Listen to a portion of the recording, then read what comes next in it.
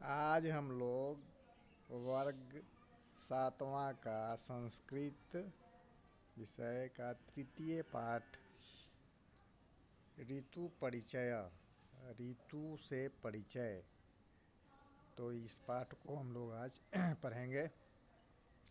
देखिए, इसमें सबसे ऊपर में दिए हुए है विशेष विशेषण संबंध। तो विशेष और विशेषण ये दो चीज़ है। विशेषण तो जानते हैं, विशेषण किसे कहा जाता है, तो संज्ञा या सर्वनाम की विशेषता बतलाने वाले शब्द को हम विशेषण कहते हैं। और विशेष किसे कहते हैं, तो जिस शब्द की विशेषता बतलाई जाए। यानी राम अमीर है, मैं अमीर हो गया विशेषण और राम हो गया विशेष। तो इस तरह से विशेष और विशेषण के बारे में जानकारी मिला है। इस पाठ में यही है, विशेष और विशेषण संबंध है। आइए, इससे पहले हम लोग इसकी भूमिका के बारे में कुछ देखते हैं, क्या लिखा हुआ है ऊपर में।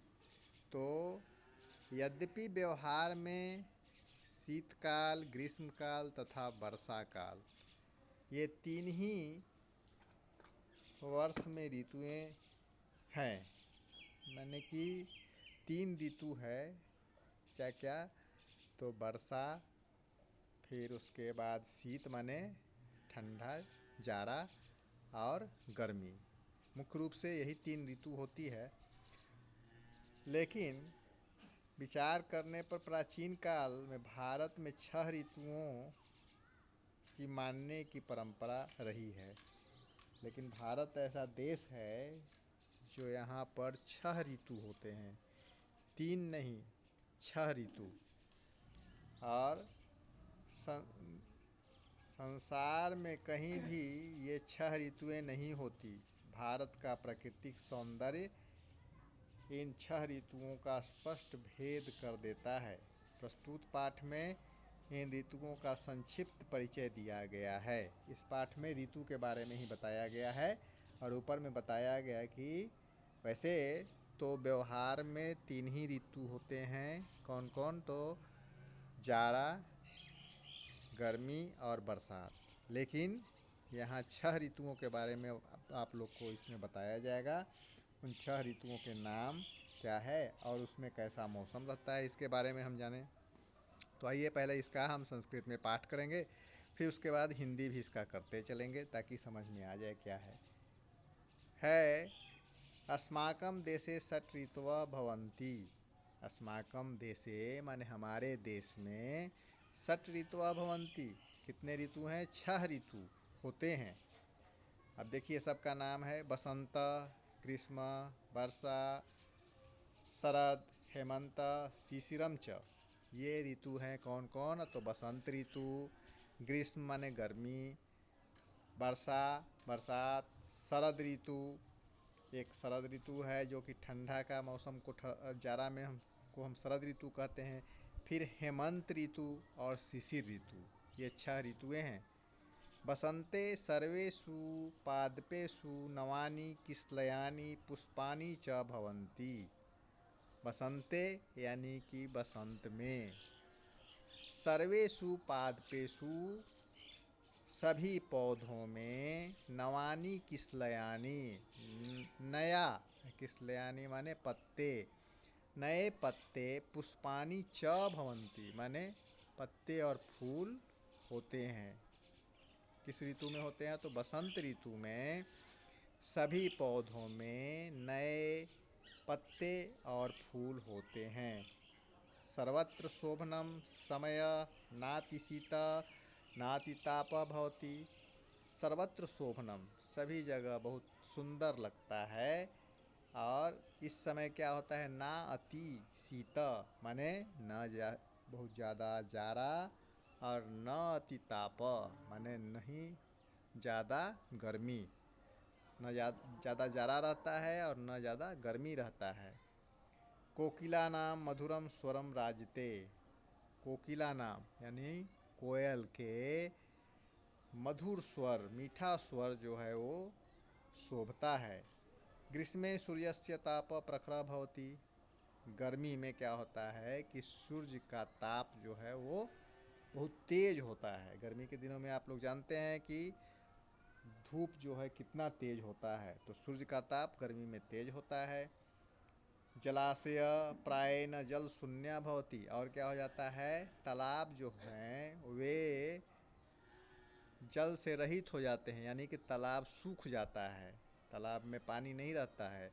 सर्वे जीवा छायाम इच्छन्ति, सभी जीव जो हैं वो क्या चाहते हैं, छाया, कि कहीं भी छाया मिले। विद्यालयेषु ग्रीष्मे अवकाशः भवति, और विद्यालयों में क्या होता है कि गर्मी में छुट्टी होती है, गर्मी की छुट्टी होती है। वर्षा काले आकाश मेघयुक्त भवति। अब आइए उसके बाद वर्षा काल के बारे में दिया है। तो वर्षा काल में क्या होता है, आकाश मेघयुक्त भवति, आकाश में बादल होते हैं। और यदा कदा वृष्टिरपि भवति, और फिर उसके बाद वर्षा भी होती है। यदा कदा वृष्टि माने वर्षा होती है। संपूर्ण पृथ्वी जलेन तृप्यति, और पूरी पृथ्वी जो है वो जल से तृप्त होता है। कृषि सर्वत्र शोभते, और क्या होता है वर्षा ऋतु में, तो सभी जगह कृषि खेती होता है।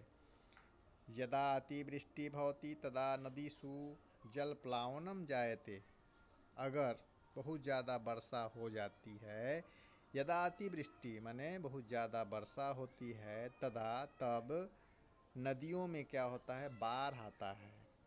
जलप्लावनम माने बाढ़ आ जाता है। जना कष्टम अनुभवन्ति, लोग कष्ट का अनुभव करते हैं, सब लोग को कष्ट हो जाता है। मार्गा अपि विच्छिन्ना भवति, और रास्ता क्या होता है बाढ़ के कारण टूट जाता है, बिखर जाता है। शरतकाले पुनः शोभनम समय आगच्छति, शरतकाल यानी जाड़ा में फिर से अच्छा मौसम, अच्छा समय आ जाता है। नदीषु जलाशयेषु च जलम स्वच्छ भवति, अब क्या होता है नदियों में और तालाबों का जल जो है वो स्वच्छ हो जाता है जाड़ा के मौसम में। अस्मिन् समये एव दुर्गा पूजा दीपावली च प्रसिद्धो उत्सवो भवता, अब इसी समय क्या होता है, दुर्गा पूजा भी होता है और दीपावली भी होता है। अब देखिए हेमंत ऋतु के बारे में। हेमंते शीतस्य आरंभ भवति, जाड़ा का शुरुआत, यानी जाड़ा का शुरुआत होगा तो उस ऋतु को हम हेमंत ऋतु कहेंगे। हेमंते शीतस्य आरंभ भवति, सूर्यस्य किरणा रोचते, और सूर्य धूप जो है, सूर्य के किरण जो है वो अच्छा लगता है। जाड़ा में सूर्य के धूप को सब लोग सेंकते हैं, अच्छा लगता है। धान्यम क्षेत्रेषु पक्वम भवति, और धान जो है वो खेतों में क्या होता है, पक जाता है उस समय। कृषका तेन प्रसन्ना भवन्ति, कृषक लोग जो हैं, किसान लोग, वो बहुत खुश होते हैं। शिशिरे शीतस्य अधिक्यम भवति, शिशिर ऋतु जो है वो जाड़ा बहुत ज़्यादा ठंडा होता है, उस ऋतु को हम शिशिर ऋतु कहते हैं। जो सबसे ज़्यादा ठंड जिस मौसम में हो, जिस ऋतु में हो, उसको शिशिर ऋतु। सूर्यस्य किरणा अपि यदा कदा तुषारे तृप्ता भवन्ति, सूर्य के किरण जो है वो कभी कभी मेघ में छिप जाते हैं, ओस से छिप जाते हैं, उस समय ओस गिरता है जिससे छिप जाते हैं। निर्धना जना शीतेन पीड़ाम अनुभवन्ति, और निर्धन गरीब जो हैं वो क्या करते हैं, वो ठंडा से बहुत दुखी होते हैं, उनको कष्ट होता है।